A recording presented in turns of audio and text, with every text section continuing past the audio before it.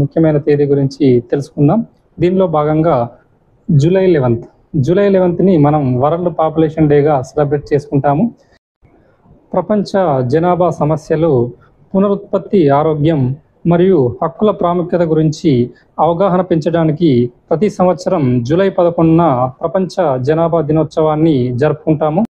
1989లో United nations development programme వారు జనాభా సంబంధిత సమస్యల యొక్క ఆవశ్యకతను మరియు ప్రాముఖ్యతపై ప్రపంచ దృష్టిని ఆకర్షించడానికి జూలై 11వ తేదీన ప్రపంచ జనాభా దినోత్సవంగా గుర్తించాలని ప్రతిపాదించింది. ప్రపంచ జనాభా జూలై 11, 1987న 5 బిలియన్లు చేరుకున్నప్పుడు 5 బిలియన్ డే ద్వారా సృష్టించబడిన ప్రజా ఆసక్తి మరియు అవగాహన నుండి యుఎన్డిపి ప్రేరణ పొందింది.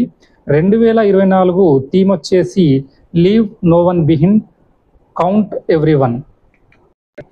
యుఎన్ ప్రెస్ రిలీజ్ ప్రకారం 2025 థీమ్ వచ్చేసి empowering young people to create the families they want in a fair and hopeful world. 2011లో ప్రపంచ జనాభా 7 బిలియన్లకు, 2021లో దాదాపు 7.9 బిలియన్లకు ప్రపంచ జనాభా చేరుకుంది.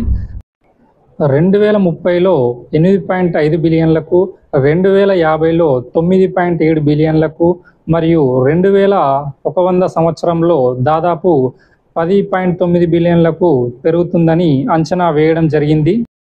యుఎన్ యొక్క ప్రపంచ జనాభా డాష్బోర్డ్ ప్రకారం భారతదేశంలో జనాభా 2025 నాటికి 1.46 బిలియన్ల పైగా ఉంది.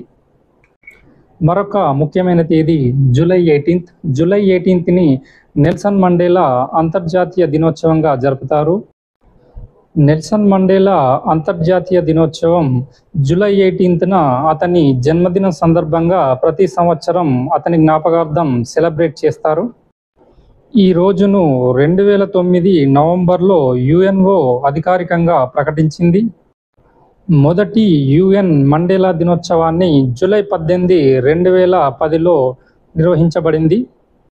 2014లో UN general assembly Nelson Mandela బహుమతిని స్థాపించింది. ఇది మానవాళి సేవకు తమ జీవితాలను అంకితం చేసిన వారి విజయాలను గుర్తిస్తూ అవార్డును ప్రకటిస్తారు.